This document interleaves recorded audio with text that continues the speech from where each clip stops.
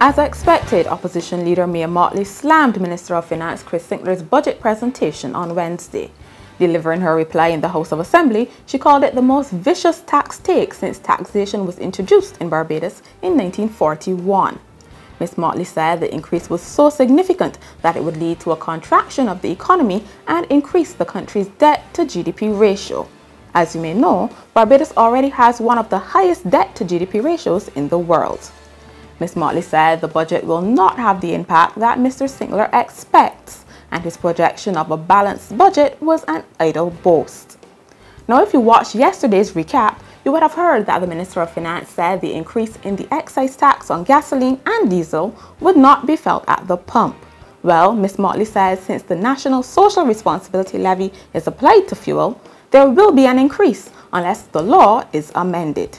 Staying on the subject of the levy, the opposition leader said it would cause local producers and small entrepreneurs to suffer.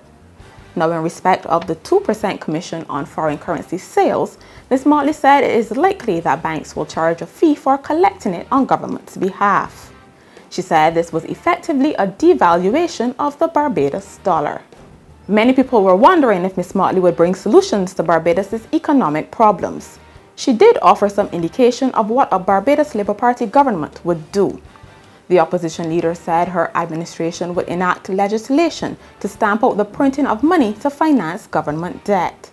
She also stated her plans to restore credibility and independence to institutions of government.